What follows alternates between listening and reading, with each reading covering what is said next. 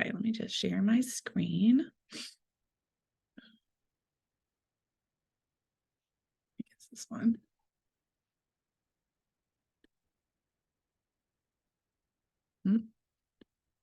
There it is. Let's make this small so I can see what I'm doing here. Okay.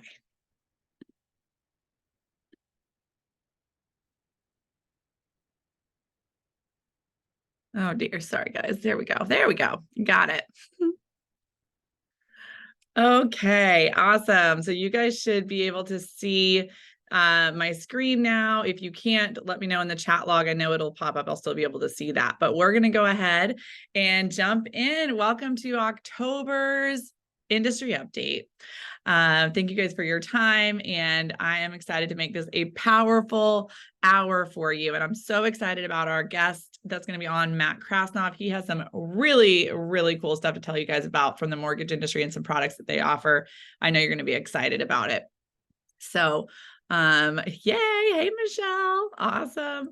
So for anybody that hasn't been on one of these before, I always love to start out just with giving you a little bit of this perspective to help you with what the goal is of today, what we're going to focus on getting out of it. And this is basically my biggest goal, is perspective, to empower you so that you feel empowered and also can empower your clients and customers. We all know that really clients are often just listening to whatever they hear, right? On the news cycle, social media, and 99.9% of that stuff is not accurate. And we are really their only hope to give them clear perspective and support around the real estate industry. That's our job, right? To be the economist of choice to everyone in our world. And so part of my goal is to help you have clarity and perspective to empower yourself and also your clients, and help you really be that local economist of choice.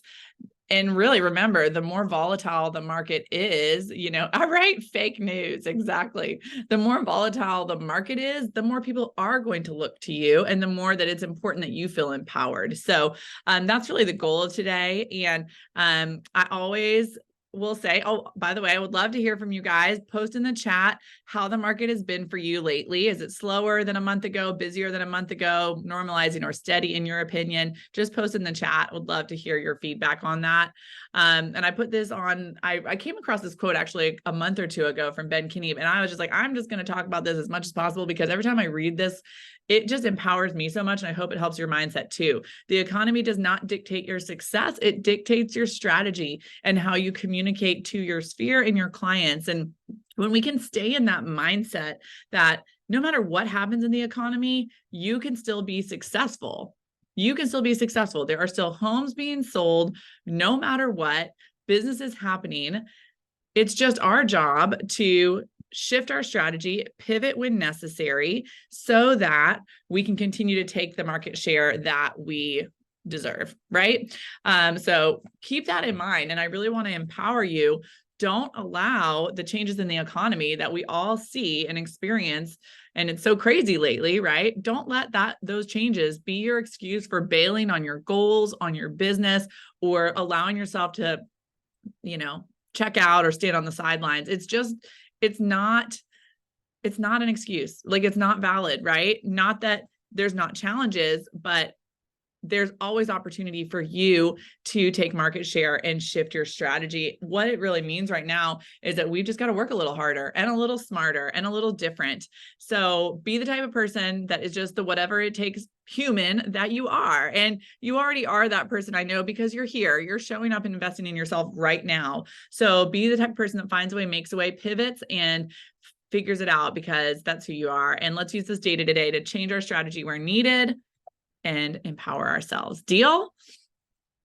Put deal in the chat if y'all are with me. Okay. Deal. Yay, deal. So these are your magic numbers. We look at these numbers every single industry update because they really don't change. And I want you to think about it like this is your magic formula for how to be able to read the economy at any time and really feel like the economist of choice. Even if you're just, hanging out on a Saturday, you could look these up and really empower yourself with knowledge for your clients. So 2246, this is basically the goal of the economy, is we want our GDP to sit at about 2%, inflation to sit at about 2%, real estate appreciation at 4%, and unemployment below 6%.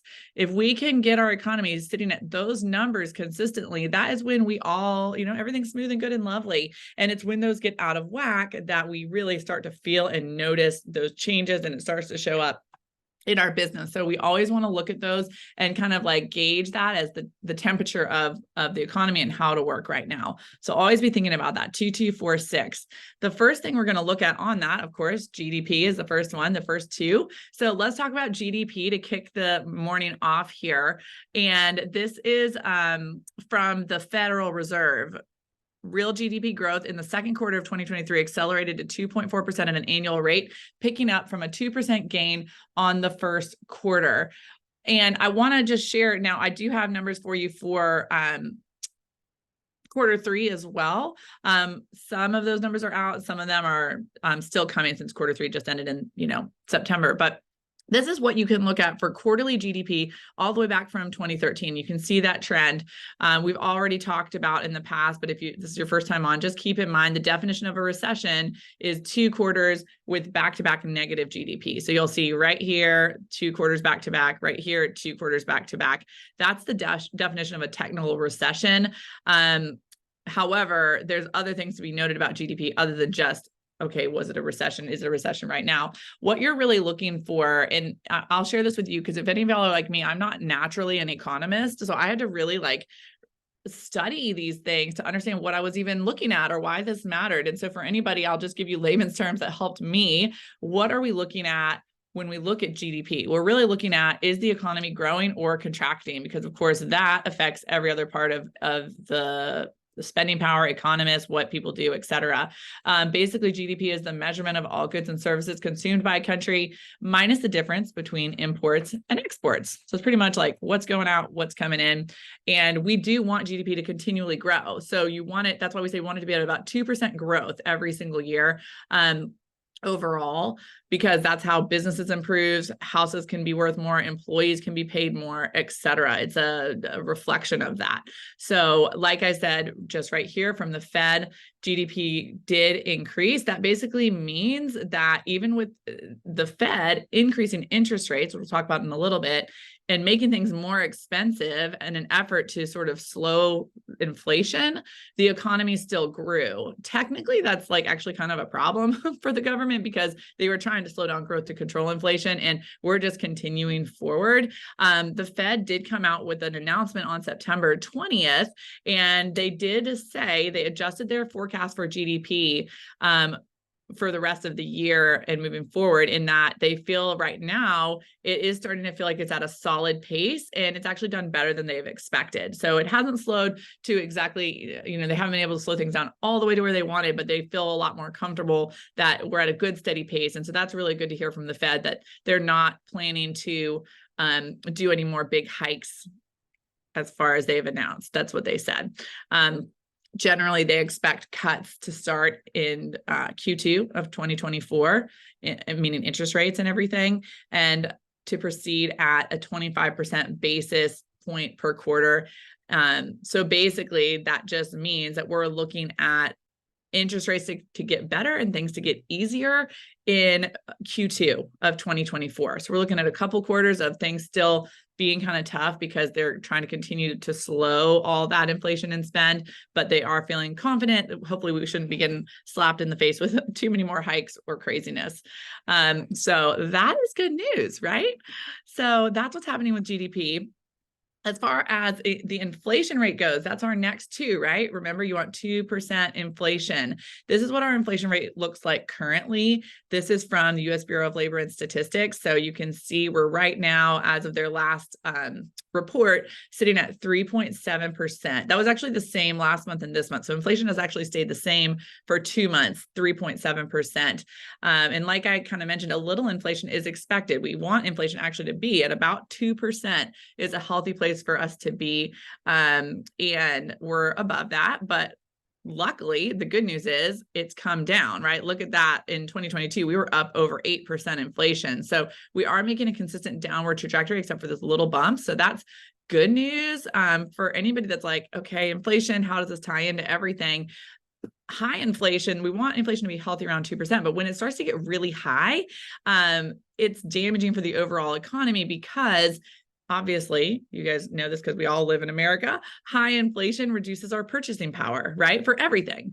And that diminishes GDP, which then hurts the whole economy. And it's like a cycle, right? So that's why we really pay attention to inflation, because of the purchasing power and how that's going to affect mortgage rates, because mortgage rates are affected by the Fed and all of that. This is your projected annual inflation for the United States. I thought this was interesting. It's also from the U.S. Bureau of Labor and Statistics, but they're projecting what they see inflation to look like through 2028. So you can see this is going back all the way from 2010, where inflation was super low, and how it's been. There's our spike up to 8%. This is what they're projecting 2023 overall to be at. And the great news is they're feeling very confident that we're going to be sitting right back at those healthy 2% numbers moving forward should everything go smoothly. Obviously, remember, none of this is guaranteed. None of us have a crystal ball. My crystal ball actually, fell out of my trunk and rolled down the hill yesterday. So I can't tell the future and nobody else can either. I would say this is like a 50-50 chance, right? These are all educated guesses from experts, but it is, the best that we can go on. So that's kind of what you're looking at there. Let me just check the chat, make sure there's nothing coming from the Fed. I know, right? Yes. Okay, good. I see deal. Yeah, you guys are with me. Awesome.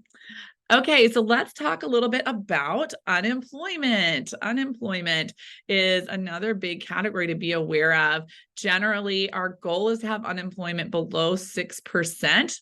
And as you can see, we're super low. We are actually still we bumped up just a smidge, 3.8% since they reported these numbers, but still, that is basically considered practically zero. It basically means that everyone that wants to have a job probably has a job. And, that can be good and an interesting challenge too, because it's great that people are employed, they have expendable income, and they feel confident. What NAR recently found is that when you're looking at the unemployment rate, people feel confident in their job, which actually is an interesting effect on the housing market, because when you're looking at people that are staying in their houses, like choosing not to sell or choosing not to buy right now and kind of are sitting on the sidelines, some of it actually is due to unemployment, because people feel confident in their job. And NAR has found that it just basically makes people feel a little bit more comfortable, like, you know what? Our income's good. We feel like we can depend on it. Let's wait 6 months to buy because we can. Right? Or to sell because we're not worried about being able to afford our house and we have equity. We're not upside down, so that's just an interesting dynamic on how unemployment can affect home prices, mortgage rates, and just what's happening with supply and demand. But overall, unemployment's really low. And so I think that that's really interesting. And of course, it doesn't include anybody that's self-employed or does not report. But everybody that has a job wants a job, has a job. That's where we're at there. Yes, every place is shorthanded still. I know it is crazy. And actually, I was going to say that's the other thing that's interesting about unemployment is because it's an interesting strain on businesses actually right now too, because since everybody that basically wants to have a job has a job, then that means there's not a lot of people out there that are like desperately trying to find a job. So there are a lot of employers that are finding a challenge of getting people hired, being able to, without having to offer super aggressive pay or different things, there's not as much of a pool of people to employ, which is interesting. Okay. Let's talk a little bit about mortgage rates. Now, of course, we're really going to dig into mortgage rates with Matt. He's going to be on at 11:30. But I do want to share some things that I recently came across that might be helpful to you. I'm trying to let this, but there it goes. So this is from the Federal Reserve, and you can see this is showing mortgage rates. I basically just took this year, so you could get a picture of just this year. And so this is from technically December 1st, 2022 through now. This is what mortgage rates have looked like. So yes, as of today, I did a double check this morning, and it looks like the average for 30-year fixed mortgage is sitting at around like 8.5% right now, and 7.73 for a 15-year fixed. So we are looking at high mortgage rates right now, which is why I'm excited for Matt to get to share with you on some cool things he's offering. And what you really want to think about when it comes to mortgage rates and all of this, this is one of the things, interest rates is one of the things that the Federal Reserve uses as their lever so that they pull this lever to speed up or slow down growth, not their interest rates that they charge are to the banks, and then that influences what the bank charges for mortgage rates. But it's really how the Fed can control the economy. And so that's why they're staying high right now, because they're continually trying to slow down that spend. Because of their announcement on the 20th, what's exciting about that is they decided to stop raising interest rates for now, was what they said on their announcement on September 20th. They basically said the data they've been seeing is positive, and they're going to wait and see for a few months and see how it goes. So that's really good news for us, that we don't have any more yucky surprises likely coming. And as you can see here, it says that right there. We decided to leave our interest rate unchanged. Looking ahead, we're in a position to proceed carefully in determining the extent of policy firming that may be appropriate. Recent indicators suggest that economic activity has been expanding at a solid pace. So far this year, growth in GDP has come in above expectations. We expect cuts to start in 2024 Q2 to proceed at 25 basis points per quarter and to end with the funds rate at 3 to 3.25% above the FOMC's 2.5% longer run. By the way, when you're seeing 3 to 3.25%, just make sure we're all on the same page. That is not what your clients would get as an interest rate. That's the interest rate that the Fed would charge to the banks, which then, of course, we have an interest rate tacked on top of that the banks charge to the consumer, right? But the fact that those are going to be around 3 to 3.25% is great news for us. So all the mortgage rates are still higher. What this is telling me from what the Fed announced on September 20th is that there's light at the end of the tunnel. There's light at the end of the tunnel. We have a few quarters of hard with higher interest rates, but we can do hard, we can pivot, and then it should get better. So that is encouraging news. I hope that encourages you guys. Love that. Okay. Let's talk a little bit about home prices, because this is an interesting thing right now too. So NAR just released their figures, and as you can see, so the purple lines are 2022 and the teal line is 2023. So they're comparing year over year. Home prices basically returned to some robust growth. We had almost a 4% increase year over year in home prices. So home prices are continuing to move up, and inventory continues to fall, which you will see on the next slide. So that's your comparison there. Home prices are going up. After, as you can see, they weren't doing that for several months. Now we've got a 4% increase year over year. Inventory is continuing to fall.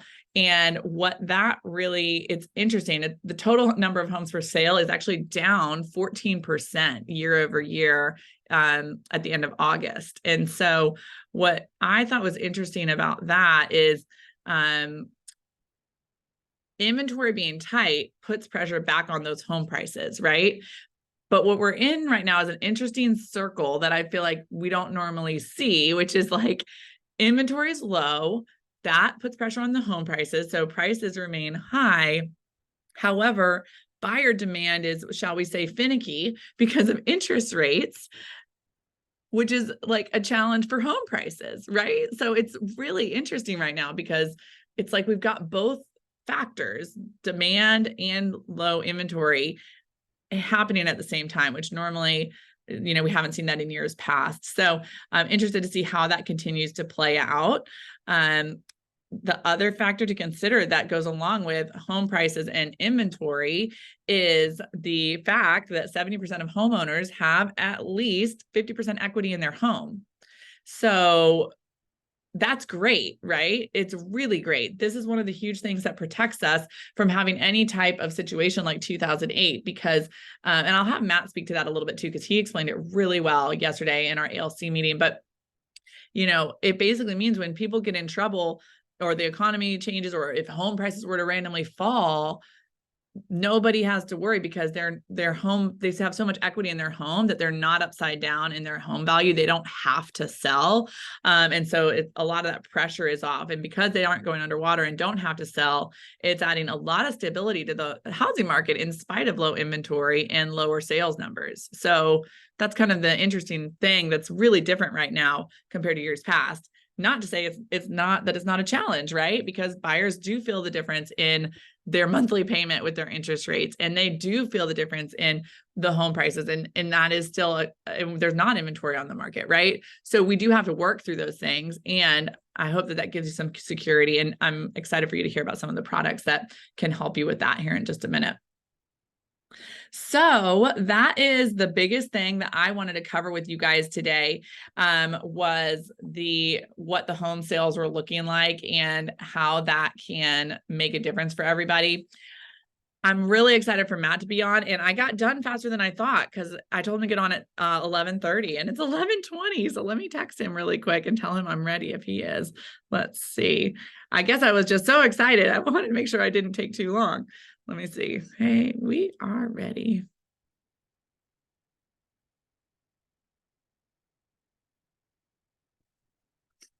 So, I do want to give you guys a chance to ask me questions, share your feedback on the information that I shared with you today. Buyers are getting deals unlike the past few years. Yes, Michelle, that is an interesting thing right now because it really is different as far as negotiations.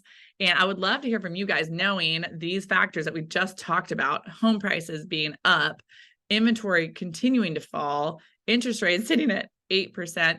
What are you guys seeing that's different with your negotiating power with your clients and with what you're hearing from people out there? I would love to hear from you guys on that. And you can unmute yourself or put it in the chat.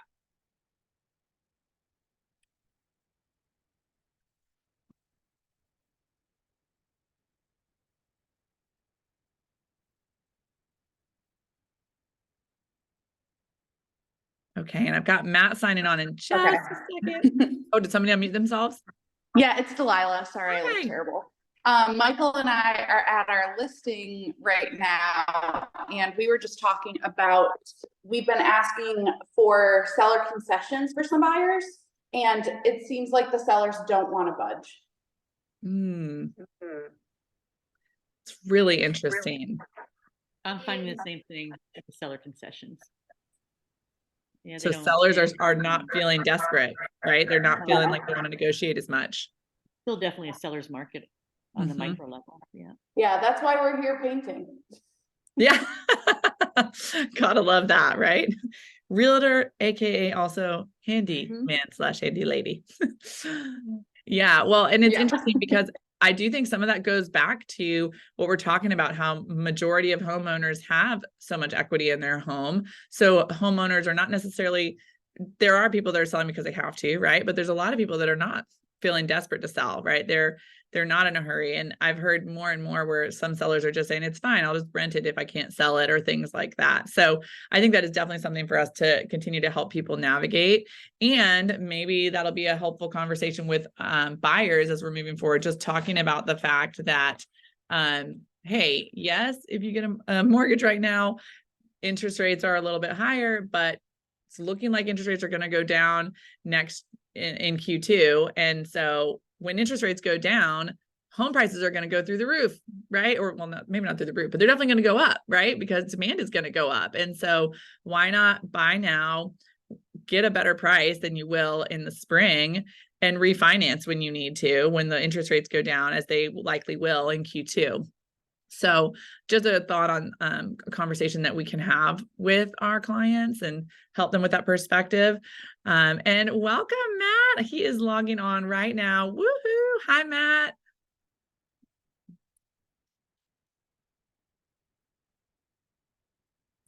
Let me unmute him. Oh, hey, how's it going? Good. How's everybody? We're doing great. Hey, I am so excited to have you on today. And thank you so much for your time. Thank you for jumping on early too. I know I told you 11:30. I was joking with everyone. I just flew through the information faster than I thought I would. So I was just so excited for them to get to hear from you. So I would love to give you the floor, Matt. And if you could share the stuff that you shared with us yesterday at the ALC meeting, I just thought the products you shared about were so exciting, and I know will be really helpful to our agents. And so I'm just going to give you the floor and let you kind of take it away if that's cool. I'd be proud to. Thank you for giving me this opportunity to share with everybody. And hey, everybody. Obviously, Matt Krasnoff here with First Federal Bank, one of your preferred lenders. And since we're a preferred lender, you get to hear from us first before we release it out to everybody. This is a challenging market. It is temporary, but it's a challenging market. And just like you guys in the mortgage industry, we're trying to figure ways of creating more buyers. And usually that's through products, by analyzing certain clients that we maybe couldn't have helped previously.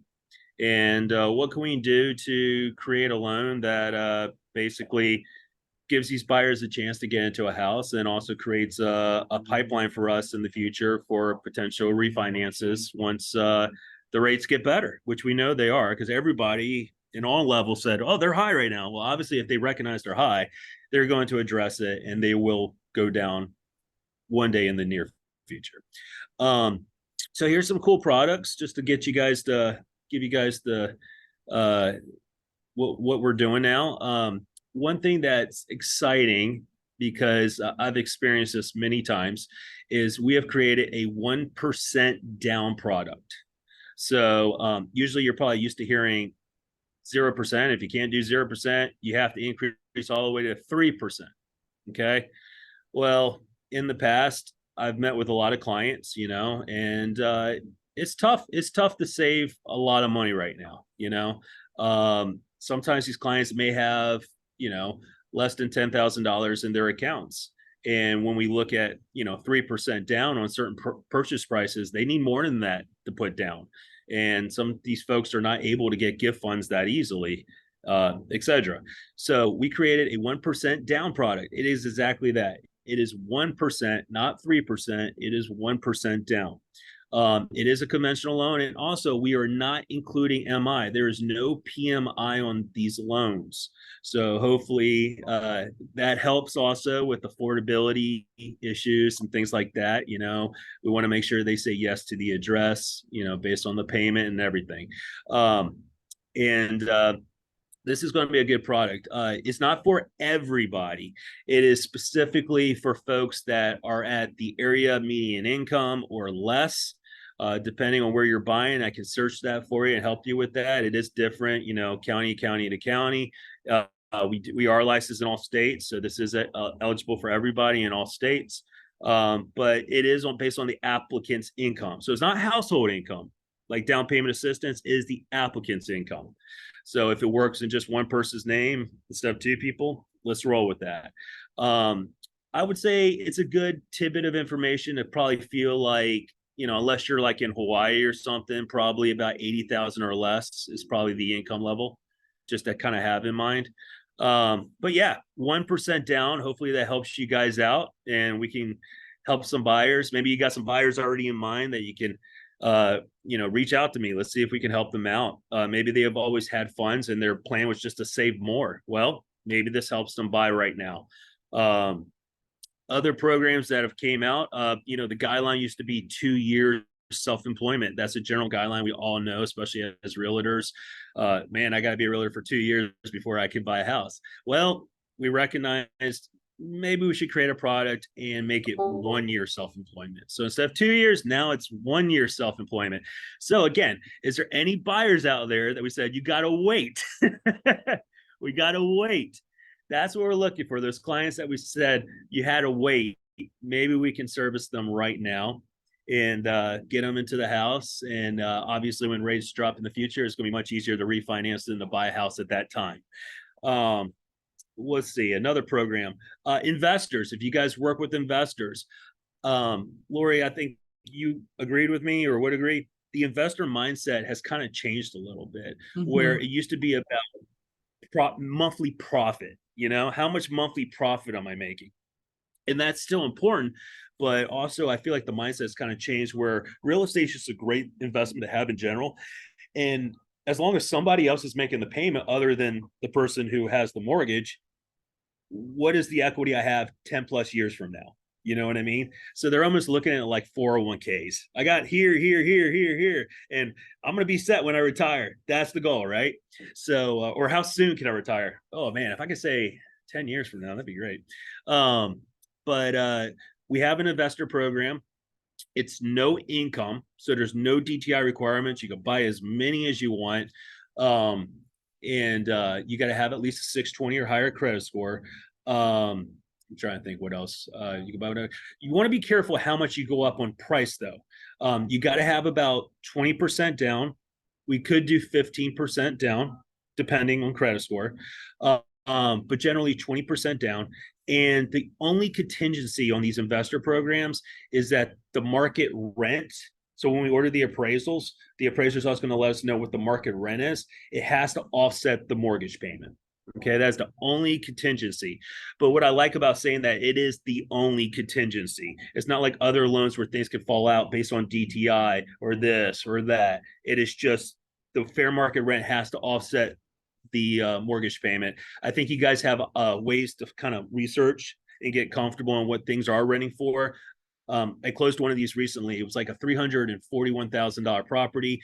The mortgage payment after 20% down was somewhere around 20, like just under $2,300 a month. The realtor did the research on what things are renting for around the area. They found 3 rentals that were real close. It was like 2,450, 2,500. Even Zillow, I don't care about Zillow. They said it's like 2,600, but who cares? That's them. But it worked out. It came in exactly what we needed, and we closed that in less than 30 days, and everybody was happy. And they're like, wow, that was really easy. So I hope you guys get the opportunity to do that. But these are some cool, nifty programs that came out. We have programs for people with no credit score now. So we're getting creative here, guys. Any questions? Yeah. Well, that's amazing. Will you also tell them about the 5-year ARM thing that you guys have too? Oh yeah, sure. So obviously you guys are hearing about rate. The rates are generally high right now. In fact, a lot of clients, they were working with customers, let's say they've been searching for homes going back even 2 months ago. Well, the rates 2 months ago were all in like the mid to low 6s, right? And now the rates are much higher than that. So, what we don't want is we don't want the clients to put the brakes on and say, I was kind of comfortable before, I'm not so comfortable right now.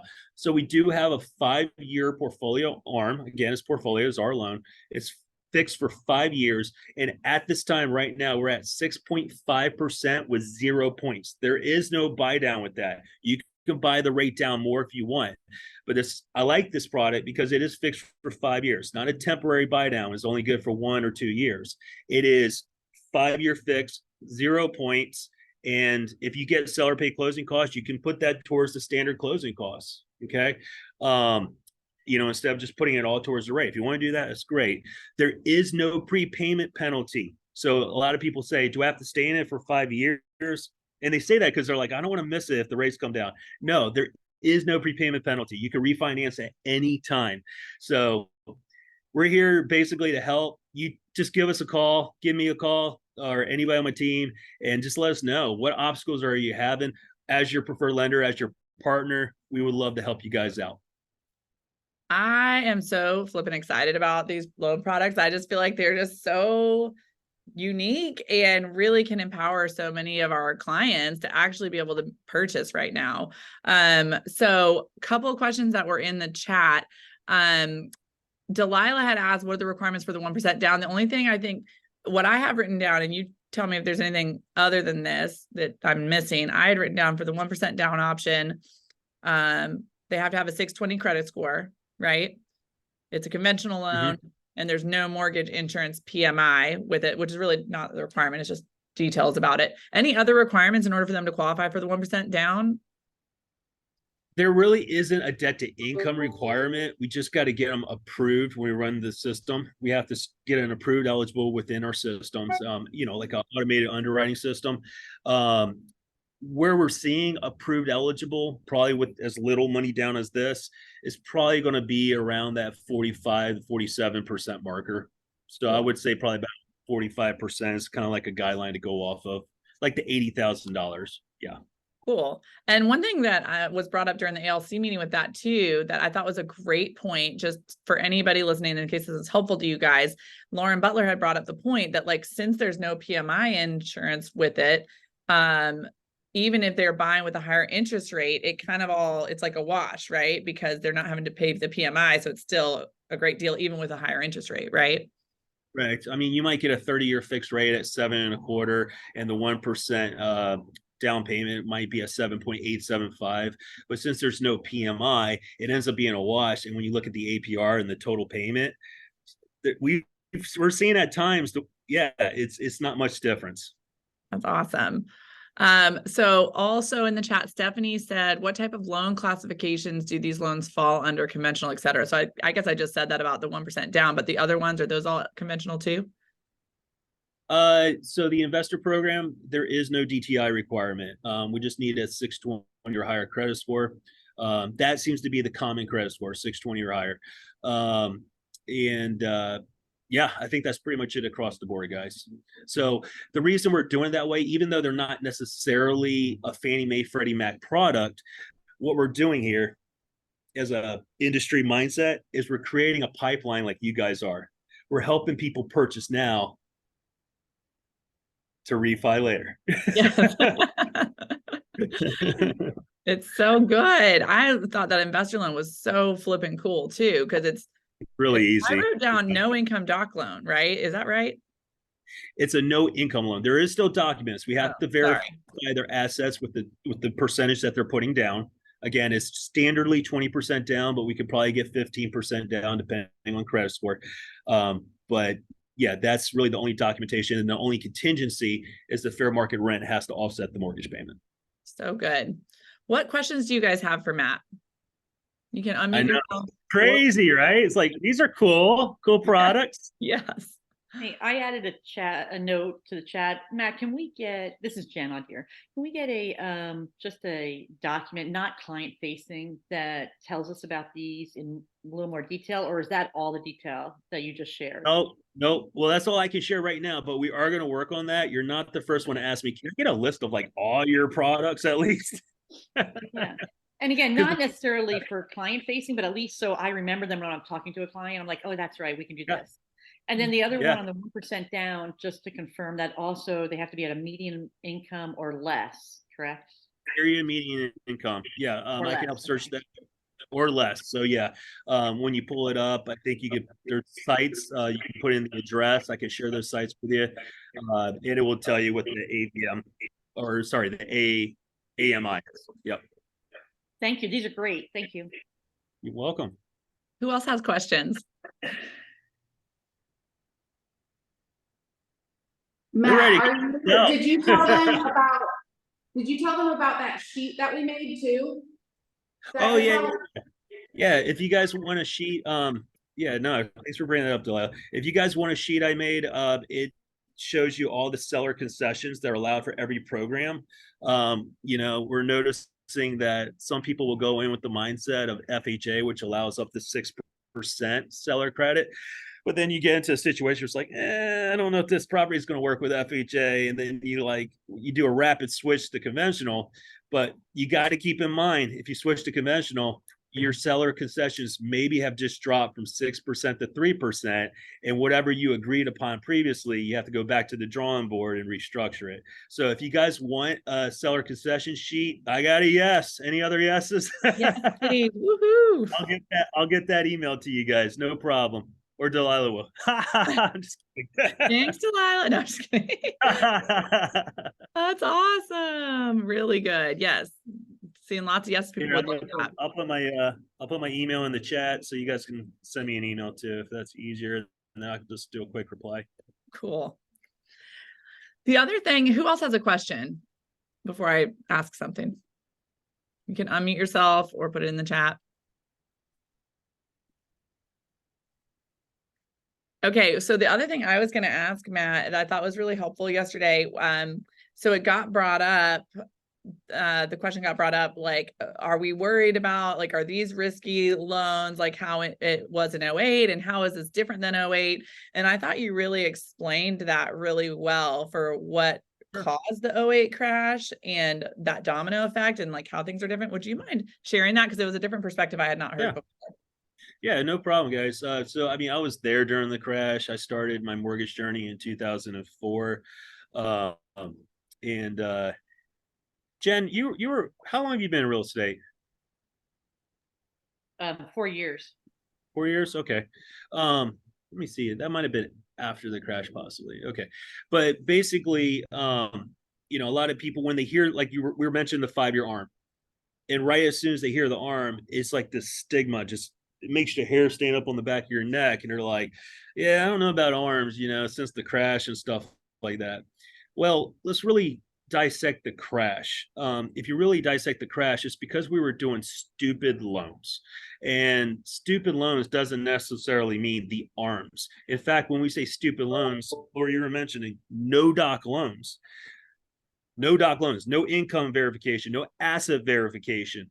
But here's the other thing, guys. So this investor loan I just brought up to you, I'm saying I need 20 to 15% down.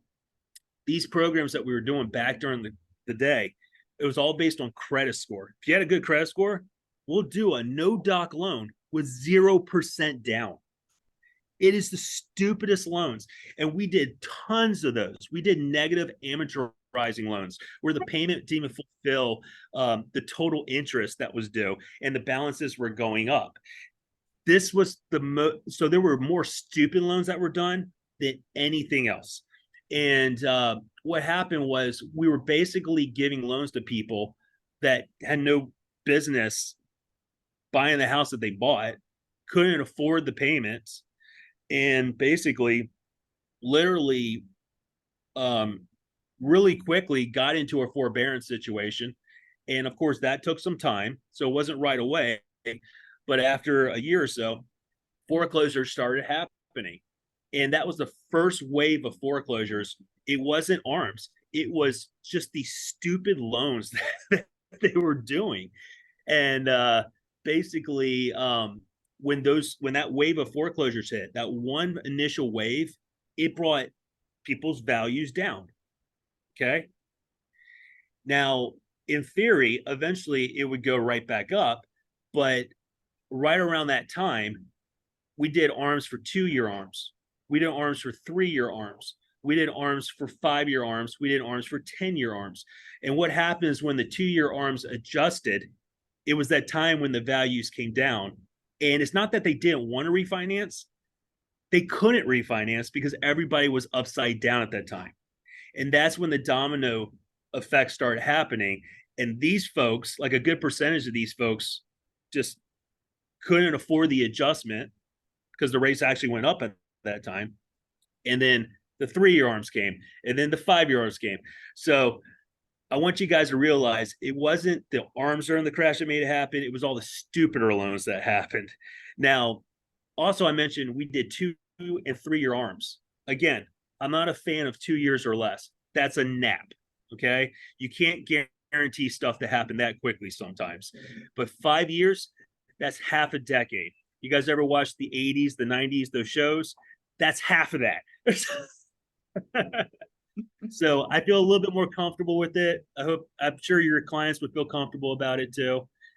Just knowing what the experts are saying out there. And yep, stated income, interest only, all that stuff. You're right. Yeah. I just think that is fascinating because I know if you go on, scroll around on TikTok for a minute and you're going to find a video that's like, oh, the arms, blah, blah, blah. And talking about that's such a narrative out there that's what caused the crash before. And I just thought that was really empowering thought of like actually what the root cause was. And then going back to what we talked about, you guys, before Matt was on, about the fact that massive amount of people right now have more than 50% equity in their homes. So even if the home values were to have a problem like they did then and go down, we have way lower risk of people being upside down because most people have tons of equity. So it makes a huge difference. Awesome. That's awesome. Anybody else have questions for Matt? Comments? Anything at all? This is your moment to pick his brain. Who's excited about these products that he shared with us? Doesn't that give you some solutions for some of your people that are maybe have thought about sitting on the sidelines, thought about waiting, or maybe they want to buy and they can't figure out a way to get in? Yes. Anybody wants to I've got a question. For the 1% down, you said that there's no PMI, is that correct? Correct. No PMI. If I have someone who is looking at doing FHA because once she has the loan, her debt to income ratio would be affected and she would need FHA, is the 1% maybe something she should look at as well? Or is there also a limit for like the debt to income ratio? It's all about getting it approved. Now, FHA is very, very flexible in debt to income ratio where you can get approved in like in the 50 percentile. Okay. Yeah. But you just have to see. I mean, if the client's goal is to put as little money down as possible, there's no harm in checking it out and seeing if we can get an approval. Okay. Okay. Thank you. Yeah. No problem. If we can't get that, we'll just give them a better rate on the FHA loan. Boom. Okay. And Matt's contact info, you guys, is in the chat. So if you don't have it for some reason, go grab it. His cell phone and email's right there. Just save it. And then you've got that information so you can reach out, because I agree. It never hurts to explore and just see if these things work for your people, right? So awesome. Anybody else? Questions, comments?